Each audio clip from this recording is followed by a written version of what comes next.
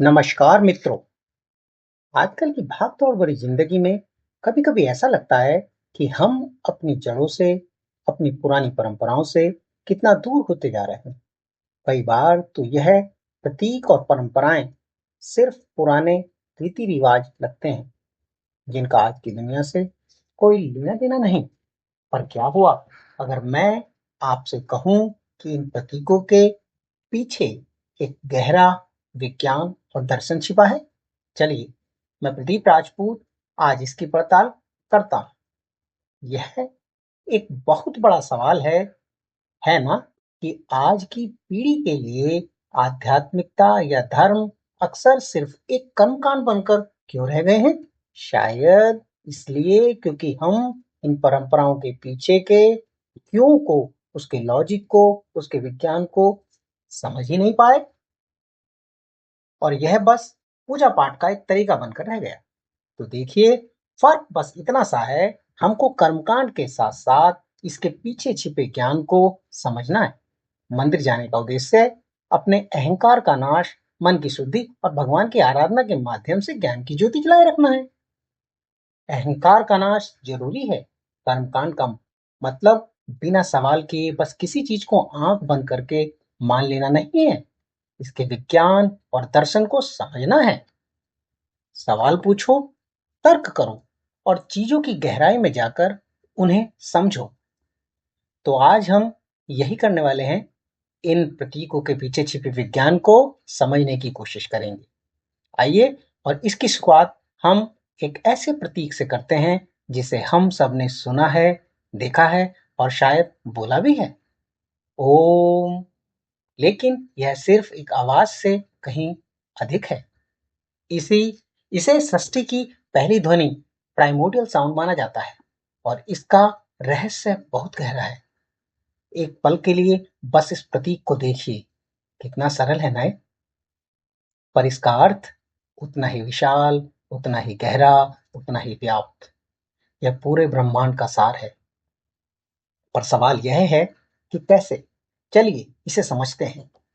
अब यह देखिए, यह कितनी दिलचस्प बात है। कोई आध्यात्मिक मान्यता नहीं है। आज के वैज्ञानिक भी यह मानते हैं कि सूरज से जो ध्वनि निकलती है, उसमें ओम की गूंज सुनाई देती है। सोचिए कितना अद्भुत कनेक्शन है ये। यह दिखाता है कि कैसे हमारा प्राचीन ज्ञान आधुनिक विज्ञान से सदियों पहले ही इस रहस्य का पता जानता था। ओम को प्रणव भी कहते हैं। प्रणव मतलब सृष्टि की आदि ध्वनि। माना यह जाता है कि जब ब्रह्मांड बना तो सबसे पहले जो आवाज गूंजी वह यही थी, और इसी एक ध्वनि से सारे तत्व, सारी ऊर्जा और सारी चेतना का जन्म हुआ। ओम का संबंध सिर्फ बाहरी ब्रह्मांड से नहीं, बल्कि हमारे अंदर के ब्रह्मांड से, हमारी अपनी चेतना से भी है। इसकी तीन इसके अंदर जो तीन ध्वनियां छिपी हैं, वह हमें अपने ही अस्तित्व के अलग अलग लेवल से जोड़ती हैं। ओम असल में तीन अक्षरों से बना है, अ, उ और म। अ की ध्वनि हमारी जागृत अवस्था को दिखाती है, जब हम अभी जागे हुए हैं, सचेत हैं। उ की ध्वनि है स्वप्न की अवस्था, यानी हमारा सबकॉन्शियस माइंड। और म है सुषुप्ति, मतलब गहरी नींद की अवस्था, जब हम अवचेतन में होते हैं। यह तीनों मिलकर हमारी चेतना के पूरे स्पेक्ट्रम को दिखाते हैं। अच्छा, अब एक और शब्द को समझते हैं, जिसे पंडितों द्वारा अक्सर गलत ही समझाया जाता है, स्वाहा। हम सब ने यज्ञ और मंत्रों के आखिर में इसे बोलते और सुना है। पर क्या हम इसका असली मतलब जानते हैं? स्वाहा का असली मतलब है, जो कहा गया है वह अर्पित है। यह एक तरह की घोषणा है कि हमने जो मंत्र बोला है, उसका सच, उसका ज्ञान अब हमारे शरीर, मन और आत्मा का हिस्सा बन जाए।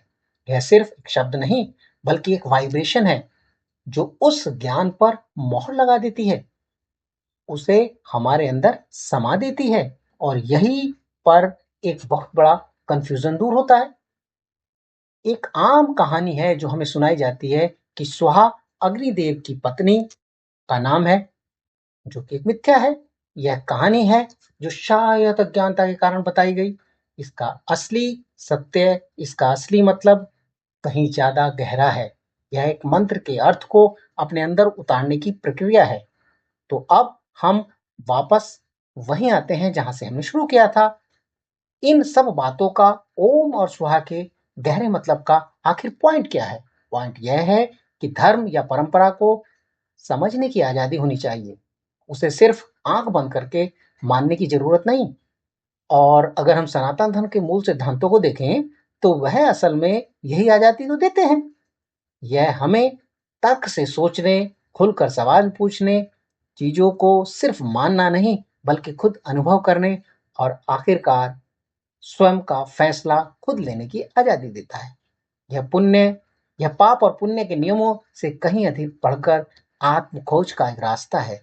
तो अंत में बस एक सवाल, क्या धर्म केवल मानने की चीज है या फिर जानने और अनुभव करने की भी? शायद इस प्राचीन प्रतीकों का असली मकसद हमें अपने विवेक और बुद्धि से ज्ञान की ओर ले जाना ही है। हमें अपने बच्चों को बचपन से ही धर्म की सच्ची व्याख्या बतानी होगी, जिससे वो ऋषि मुनियों के प्राचीन ज्ञान को समझकर अपने जीवन में उतार पाएं और सदा खुश रहें।